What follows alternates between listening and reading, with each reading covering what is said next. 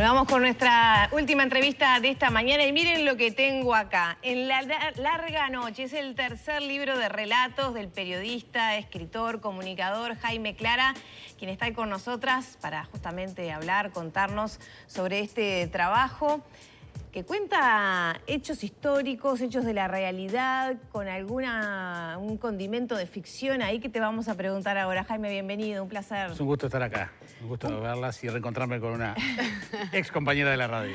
Un placer escucharte en persona, además, ¿no? Porque de mañana... ¿No se conocían personalmente? Nos hemos visto alguna vez, exactamente. Sí, pero bueno. Esto es muy chico, nos conocemos todos. Sí.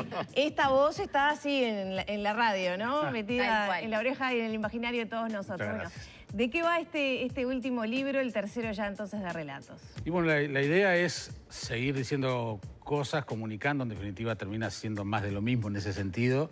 Contar historias, yo creo que en la radio también uno termina contando historias, aunque esté en un informativo, estamos permanentemente contando historias.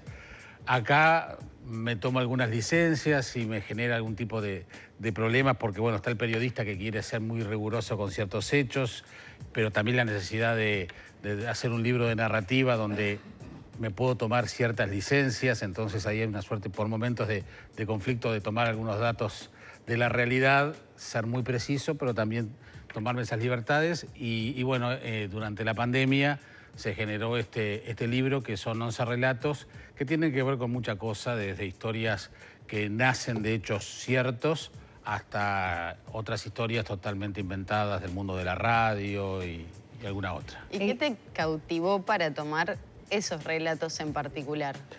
Porque a veces, Maggie, te encontrás con hechos que vos decís, es una pena que queden en la memoria de una persona o del protagonista, ¿no? Que se cuenten una vez en un programa. Sí, o que ustedes se encuentran con 1000 historias que merecerían... Bueno, ¿cuántas veces nos dicen esto debería escribirse en un libro? Y entonces me pasó, por ejemplo, ahí hay un hecho, el cuento que abre el libro es una anécdota que surgió en una entrevista con Pinocho Rutín y con Pitufo Lombardo de una experiencia que ellos estaban teniendo en Brasil, una actuación. Y bueno, se dio una función de Murga Madre muy particular que se cuenta allí.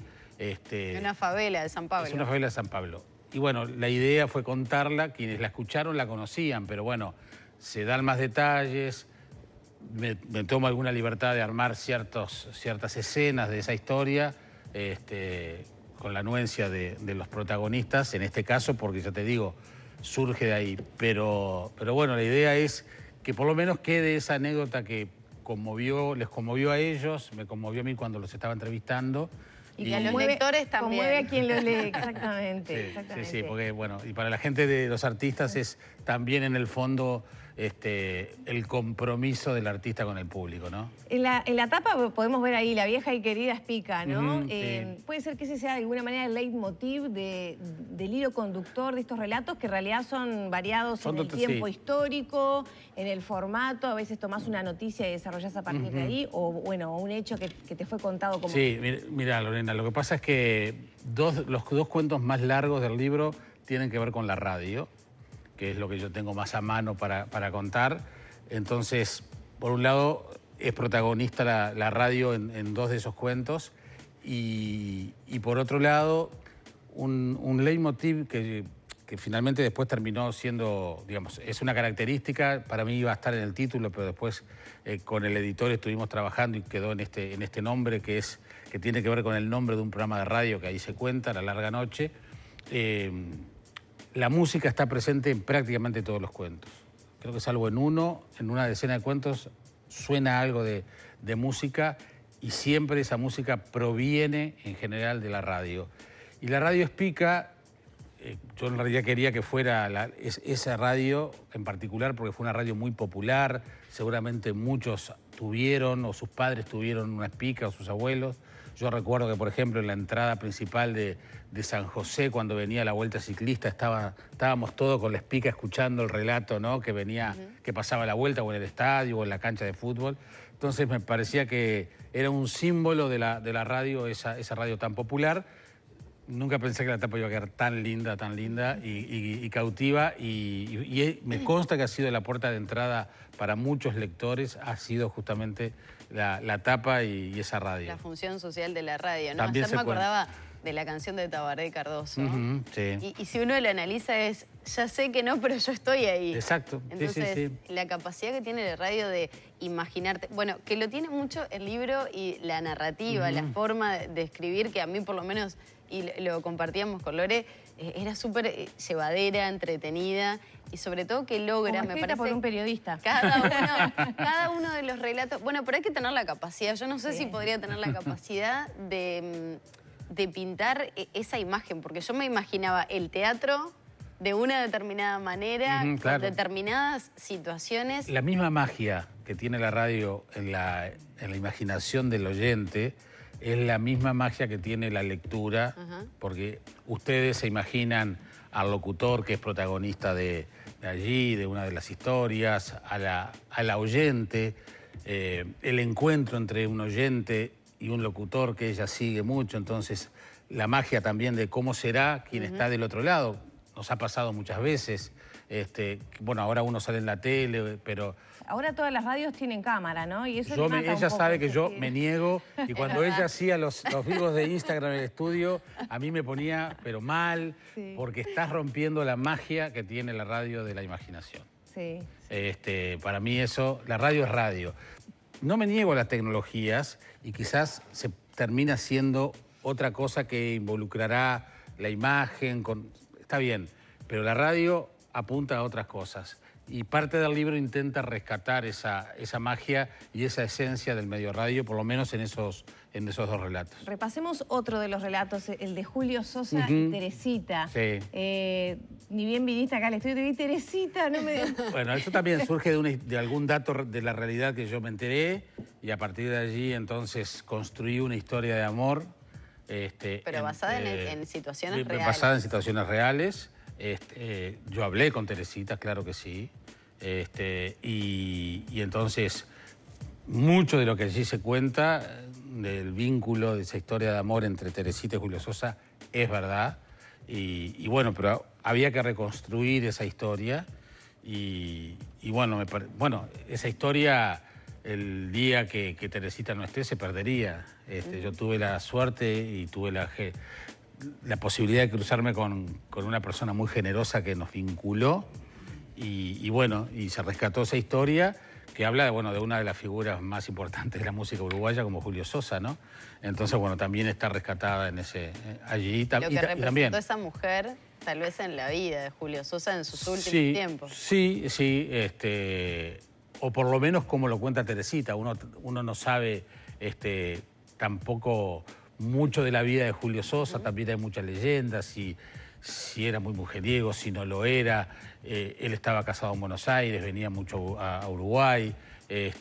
También él llevó a Teresita muchas veces a Buenos Aires. Pero en definitiva, más allá de que sea verdad o no, ahí hay una historia para contar.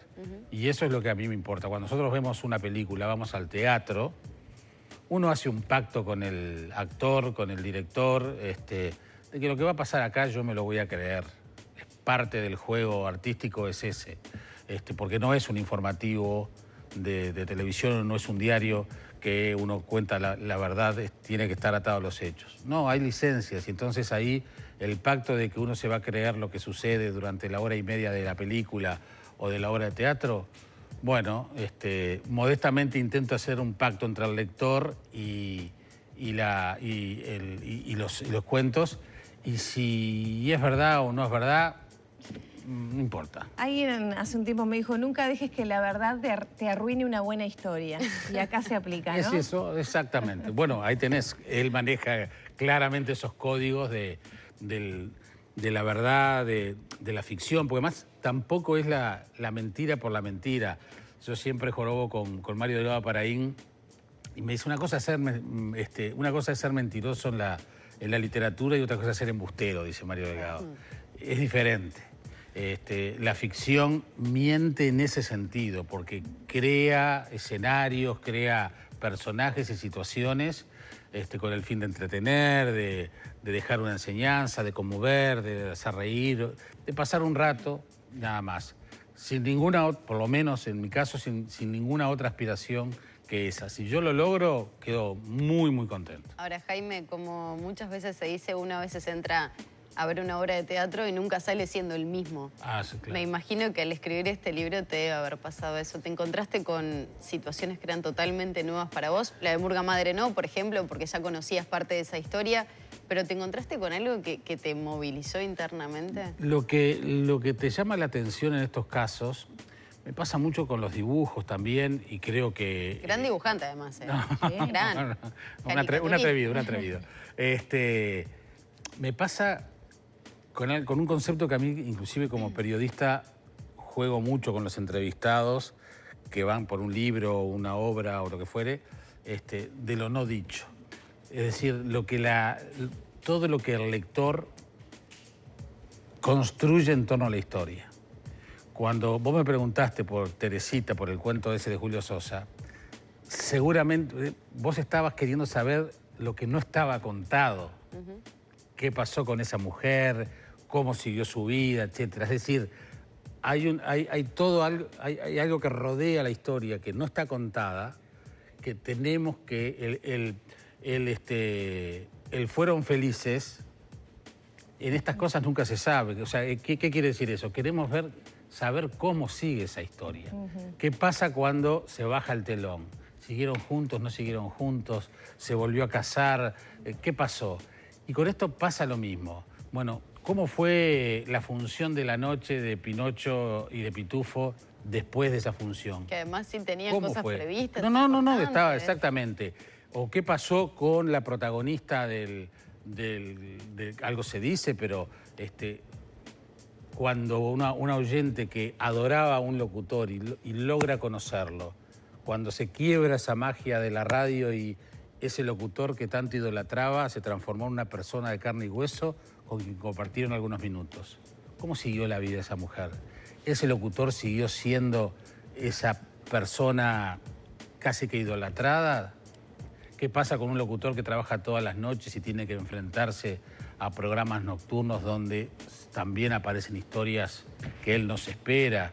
Es decir, creo que, y tratando de contestarte, Maggie, me ha impactado la lectura de las cosas, lo que me dicen lectores de las cosas que yo no escribí, ni imaginé. Y que por suerte nos propone la literatura y también la radio, este caso. Exactamente. Así que bueno, les invitamos a encontrarse con ese lado creativo de la pluma de Jaime Clara y también ese ejercicio que nos propone entonces hacer a todos nosotros. Muchas gracias por estos minutos. Gracias por invitarme. En todo el país está el libro, ¿no? Está en todo el país, en todas las librerías y también a través de la web de la editorial Planeta también se puede comprar en línea, así que... Gracias, Jaime, un placer verte de nuevo. Del mismo modo. Un gusto verte y escucharte, las dos cosas. Muchas gracias, saludos.